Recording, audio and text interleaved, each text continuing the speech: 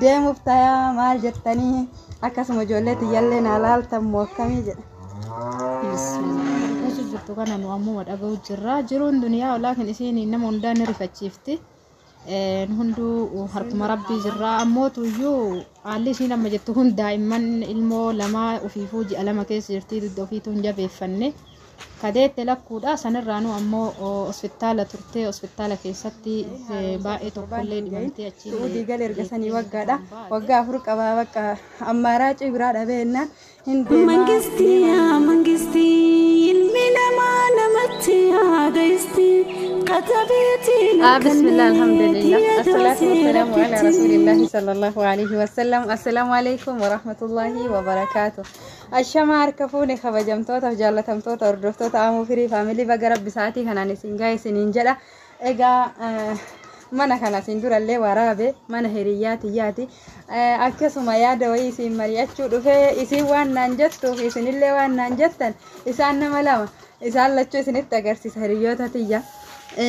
Isinis yoo waan isin rifachiisus ta'e naan loltanii isin fudhadhaa isaanillee ammuma itti himaa jira rabbiihu duras itti hin himne. Waan naan jedhan hin dhageettaniin isiniin jedha.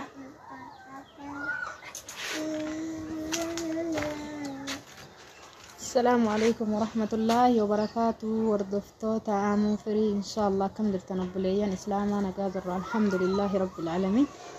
Wallahi haalli tokko wanni tokko gizee dhagaan nama rifachiisallee nama gaddisiisallee alhamdulillahi rabbil alamin ala kulli haali. Wanna isiin amma dubbachuu jirtu kana nu ammoo dhaga'u jirra. Jiruun duniyaa walaakin isiin nama hundaan rifachiifti.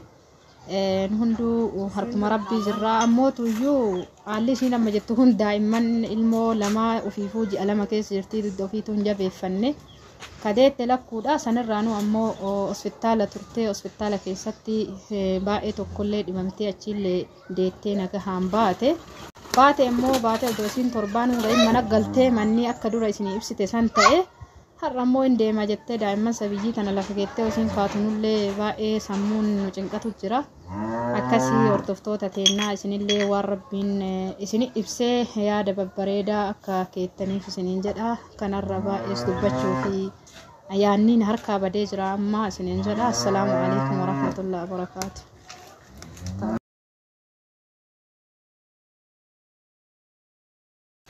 Egaa obboleeyyan kiyyaa isiin mana isii waraabee akkasumallee waa baay'ee isinitti hime jechuudha. Rabbiin irra haa tursiisu ammallee haa qubachiisu. Mana ofii mana o'aa keessaa egaa isiin na jalaa baatee ka irraa diigame qorqorroo itti dhooftee jechuudha. Wallahi meeshaa asitti gurratte mana kanatti jechuudha. Eegas shikaaliin seenee jennaanin ani hafee isiin immoo tuyyuu ka keessaa na baate sanitti deebite. Ammas meeshaan kiyya muraasni manuma isi jira bifa qumsaaxiniin kuni kiyya aluma dhaabata yeroo roobu sharaa irra kaayaa halkan rooba keessa gabbayaa waa hedduu hojjetayaa jirti. Isaan immoo tuyyuu qumsaaxinii miti bifa meeshaa itti naqatan waan meeshaa caccabummee isin argisiisa hatta qoriilee ijoollee kana maddee jirullee mana isaaniitti guuree akkasuma haaxirii ofiitirra bakkee nuu kennanii jechuudha. Meeshaa itti guurree ammallee qorqoorroyyuu irratti ijaarree itti guurre jechuudha. Mana isaanillee itti guuradhe egan itti guuradhe ka isaanillee karaan tuqe isiniin jedhe isinitti hime hin beeytanii kan immoo lafa isaaniit irratti meeshaa asin dura waraabesanii obboleeyyanuma kiyya warra rabbii jecha jechuu rabbii wal nu barsiisee akkasumallee akka obboleettii ofiititti nafaana akkuma isin onlaayinii kana irratti nafaana cinqamtan hedduu takka nafaana cinqaman jarillee jechuu wallahi akkasii har'ammoo tuyyuu oluma ka'ee hin deemaa sobas miti jechuudha. Baasaboorri kun akka harawata illee hin beeytanii hin argitan jedhee abdii qaba. Waggaa afur ofirraa qaba. Gaafa dhiyoota nagalu jechuudha osoo torbaan hin gahin haaromsa osoo torbaan hin gahin suudii gal ergasanii waggaadha. Waggaa afur qaba bakka ammaaraa cibiraa dhabeennaan jarri deemaa nama rakkina bal'innas na wajjin gadda gammachuus na wajjin qoodataa jiran waan ta'eef yaada isaanii hin fudhadhallee gorsaa fi qeeqa isaanillee akka rabbinaa laaffisanii fudhadha. Saniif immoo tuyyuu isinillee haa dhageettanumaaf hin viidiyoollee waraabee jettanii akkasuma ijoollee tiyyallee naalaaltan mookkamii jedha. Bismillahirrahmanirrahim. Assalamu alaikum warahmatullahi wabarakatuh. Akkam nagaa fayyaa qabdanii hordoftoota keenya hordoftoota Aamuu Firii faamilii isiniin jedha. Wallahi alhamdulillah rabbiin galanni haa gayu.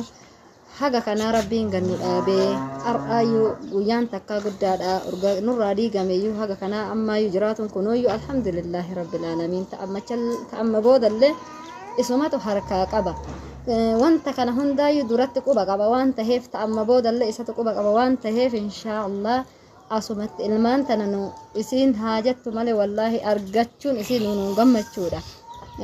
haganumaayyuu ittillee jejjerru yookaan ittillee muddamnu ittillee futunnu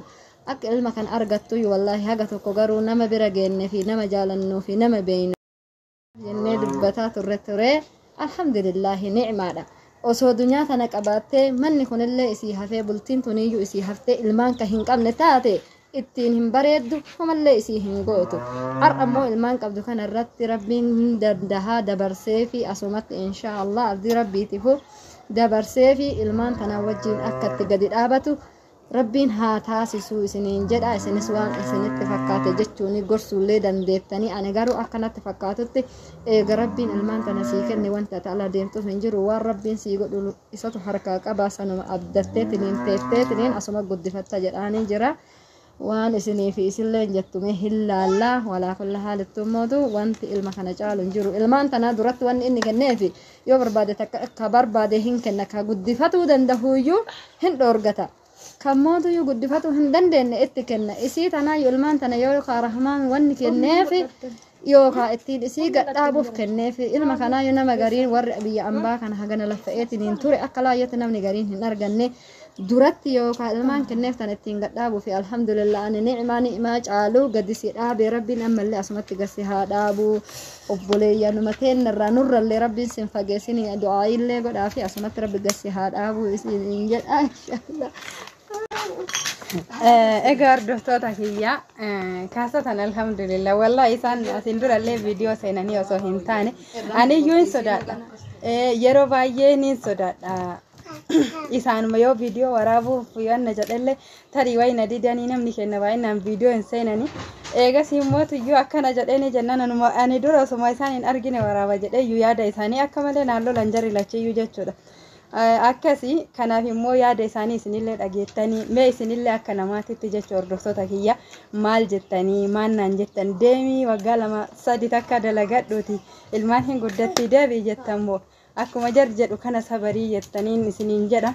yaada keessan immoo koment irratti hedduu takkallee argaa jira hedduu hamilee naa taatanii rabbiifuu jechuudha obboleeyyan kiyya yeroo yaaddee dhibbadhe yeroo komentii keessan laalu narraa gala jechuudha galanni ani isinii galchu yoo jiraate rabbiin galata keessan isinii haa kafalu waan dalaydanitti immoo nama hafuura baafatu isin haa taasisu galata guddaa anna ammallee akkamitti waan akkanaa fidda jettanii qalbiin teessannatti cabuu hin ooltanii walakin hoo namni beeytanii namni galaanni nyaate hoomacha qabataadhaan wanni hoomacha inni qabatu hoomacha santu sabaasa osoo hin taane ammaaraacii biraa dhabeennaan jechuudha sanumaafin anillee kama dhugaa jechuu obboleeyyan kiyya dhugaa rabbiititti gaafa galu san jechuudha baasaboora kana otoon maskootii jalan darbe faa jedha ture jechuudha maalifi kanan durallee mee obboleeyyan kiyya gaafa isinitti hima jechuudha wallahi akka mana kanatti ijaare jechuudha yeroo asin dura galetti maanyitaa saalonni saarbisii takka jechuudha anna yeroo hin deebi'a jennaan maatiin kenna guutuun hin deebi'ini naan jedhan jechuudha ani immoo tuyyuu galas wanni eegamana ijaarrattan isin barbaachisu kushiina fi shintibeetiin yookaan manni fincaanii dirqama guddaadha jechuudha ani immoo tuyyuu jechuudha ka istardaandii eeggate ka yookaan haguma namni asiitu itti fayyadamu hin qabu ammallee kana haga godhadhutti akkasuma qumsaaxinii biffee meeshaa mana keessaa guutuu haga guuttadhutti numa hin teenne jedhee osoo jenniin jechuudha ummaan tiyyanatti hin jaallatin deeme jechuudha gaafa ani lammata achi deebi'u sanii namni keenya tokkichi na biran dhaabanne jechuu hatta obboleessi kiyya na duu kan deemne maaliif waan fedhii hin qabneef waan aarii natti qabaniif deebisaa kiyya san jechuudha isumaa fi maatii isaa qofatu iyyuu na geggeessee deeme jechuudha eegasii suuta keessa silaa deemte jedhanii xiqqoo fuula natti ifanii natti dubbatan jechuudha otoonin achi jiru amma gaafan dhufee jechuudha amma mootuyyuu falaasi ugurta kaayyuu hin deemuu keessatti haga silaa namni godhatu namni namaan qixxaawu osoo hin taane wanta isin barbaachisu wanta jechuudha dirqama ilma namaa barbaachisu tokko namni yoo mataa keessa achi kaatu argate akkasuma jechuudha kunniin ka dura isinitti hime kuni lamaan dirqama guddaadha jechuudha koshiinallee yaraa hojjetattanii jabaa hojjetattanii adii hojjetattanii gurraacha hojjetattanii mana namaatti irra deemtanii buddeenuma dhaaturra mana kee mana ofiitti dhaatu waan guddaadha innillee dirqama mire manni fincaanii immoo sandaraniin isiniin jedha innaa namni eega kana guuttate kalaasingaa jiru addunyaan tun isinuu gabaabduudha mire sanirratti kunniin dirqamoota kanaanillee kalaas alhamdulillahi guuttadhee jira gaafan jedhe jechuudha inni deebi'ee alhamdulillahi wallahi hin jibbu jechuudha wanta inni dalage kanallee maaliif inni narra beeka woomaafi jechuudha yookaan waan kana caalu narraa deebise yookaan waan kana caalu argadhaa fi wanta rabbiin godheef rabbumatu beeka waan ta'eefi haga tokko jechuudha simanna irra beeka keerim wayitiif goote jedhee alhamdulillahi numan jedha jechuudha garuu kalaas yeroo wanni tokko isinitti dhagahamu gadaantummaan immoo tuyyuu yookaan bakka maaliif nama gattahee jiraadha namoonni jechuudha mana kiraa keessa teettan cinqii achi keessa jiru ni beeytanii amma immoo baay'inaan akkasittuu hin jiru akkaan immoo tuyyuu jechuudha kiraa kafalaa daa'imman lamaan tana guddisaa akkasuma bakka waan tokko jechuun ulfaata waan ta'eef waan deemu kana dubbadhe jechuudha yoon hin qalbii isin cabsillee dhiifama akkasuma yaada keessan gaggaarii kanatti hin booharaafin dhufe jechuudha isiniinillee gahee beemaan naan jettanii duniyaan isin kaleessa akkasitti faanyee umrii kenna mootuyyuu jechuudha shabaabummaa kenna bareedumsa kenna biyya namaatitti dabarsinee isin sunuu hin diigamtee gaafa rabbi diigee jechuudha afduuba deebitii mitire isinuu hin baddeessa bariyyattamoo humaa miti akkuma dura isiniin jedhe